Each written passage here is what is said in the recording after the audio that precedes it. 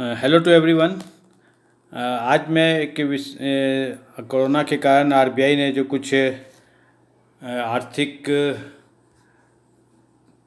राहत दी है उसी के बारे में मैं आप लोगों से उसको चर्चा कर रहा हूँ। क्या है लेटेस्ट न्यूज, आइए इसके बारे में। चूँकि कोरोना का संकट उद्योगों पर भी बुरी तरह पड़ रहा है। बहुत से लॉकडाउन के कारण जो इंडस्ट्रीज हैं बुरी तरह प्रभावित हैं। तो इसी क्रम में चूँकि आरबीआई गवर्नर ने कहा है कि चूँकि हमारा पूरा देश इस कोरोना महामारी के सेकेंड वेव के कारण इसे ग्रसित है, तो उन्होंने कई राहतों का ऐलान किया है। तो उन्होंने कहा है कि सबसे ज़्यादा असर छोटे उद्योगों, एसएमई, स्मॉल फिनांस बैंक्स और इंडिविजुअल्स पर इसका काफ़ी बुरा असर हुआ है।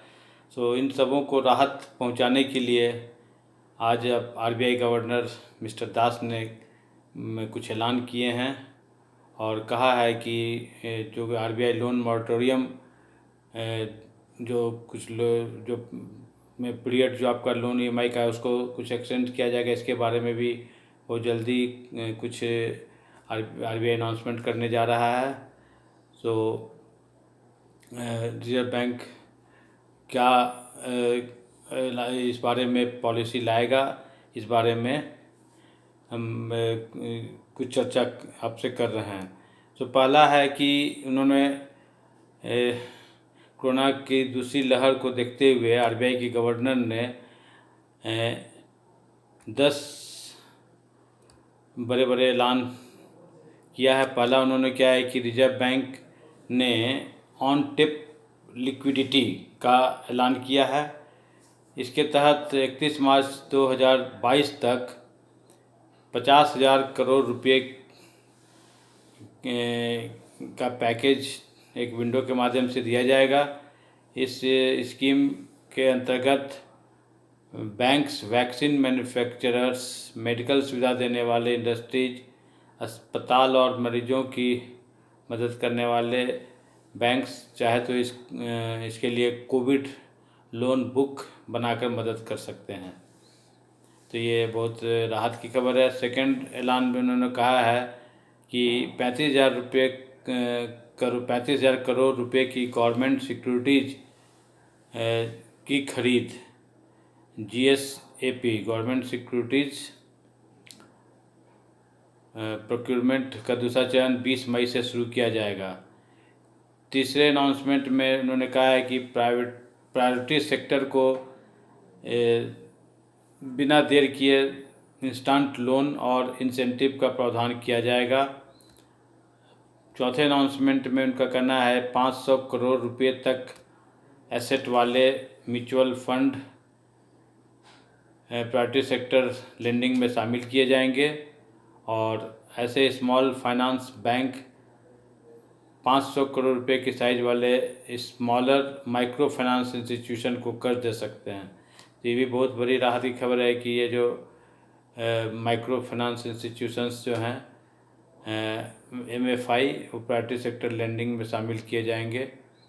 और फिफ्थ अनाउंसमेंट में है कि रिजर्व बैंक ने कहा है, अनाउंस किया है कि स्मॉल फाइनेंस बैंक के लिए 3 साल के लिए 10,000 करोड़ रुपए का SLTRO मैंने ये कर्ज के रूप में देंगे और इसके लिए 10 लाख प्रति पर बोरोवर की सीमा होगी और 31 मार्च 2022 तक यह टर्म लोन के रूप में यह सुविधा लोगों को दी जाएगी।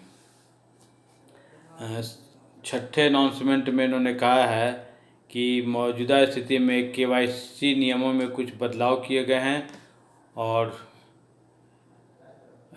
KYC जो है उसको भी मंजूरी दी गई है। सेवेंथ अनाउंसमेंट में रिजर्व बैंक ने इंडिविजुअल्स, MSME आदि के लिए वन टाइम रिस्ट्रक्चरिंग की मंजूरी दी है और इसकी समय सीमा 30 सितंबर 2021 तक है और इस रिस्ट्रक्चरिंग से उन लोगों को फ़ायदा होगा जिन्होंने अपनी रिस्ट्रक्चरिंग अब तक नहीं करवाई है। तो ये भी एक सुविधा है। और 8th अनाउंसमेंट में रिजर्व बैंक ने लोन मॉरेटोरियम की अवधि को 2 साल और आगे बढ़ाने की भी मंजूरी दी है। और रिजर्व बैंक ने कहा है कि बैंक्स इस तरह की सुविधा चाहे तो अपने बोरोवर्स को दे सकते हैं। 9th अनाउंसमेंट में उन्होंने कहा है कि RBI गवर्नर ने कि राज्यों के लिए ओवरड्राफ्ट फैसिलिटी में भी राहत दी गई है। RBI ने हर एक राज्यों के ओवरड्राफ्ट को 36 दिनों से बढ़ाकर 50 दिनों तक का कर दिया है। और 10वें अनाउंसमेंट में RBI गवर्नर ने यह ऐलान किया है कि मौसम विभाग ने इस बार मानसून के सामान्य रहने की उम्मीद जताई है और सामान्य मानसून से डिमांड में एक बढ़त बने रहने की उम्मीद है। तो अप्रैल के महीने में ट्रैक्टर आदि में काफ़ी डिमांड था। दाल और खाने के तेल की महंगाई आदि में भी तेज़ी देखने को मिला है। सो अगर अच्छा मानसून रहा तो इससे महंगाई में कमी आने की उम्मीद है। तो और पिछले साल के मुकाबले इस साल महंगाई दर पर लगभग असर काफ़ी कम हुआ है। तो ये कुछ अनाउंसमेंट जो RBI गवर्नर ने किया आर्थिक पैकेज को लेकर, यह सच में स्वागत करने योग्य है। और क्योंकि पूरा देश इस समय और हमारे खासकर हमारे इंडस्ट्रीज को ये एक काफ़ी राहत देगा। तो जो 10 अनाउंसमेंट RBI के गवर्नर ने, चूँकि कोरोना के स्थिति को देखते हुए, चूँकि कोरोना महामारी जो उसकी दूसरी लहर से पूरा देश और उद्योग धंधे प्रभावित हैं, तो मैं ये जो 10 अनाउंसमेंट हुआ इसके साथ आज की वार्ता मैं यहाँ ख़त्म करता हूँ। मैं आशा करता हूँ मैंने जो ये आर्थिक पैकेज के बारे में जो ये चर्चा की आप लोग के लिए इन्फॉर्मेटिव रहा होगा। इन्हीं सब के साथ मैं आज की वार्ता ख़त्म करता हूँ। आप सबों को मेरा धन्यवाद।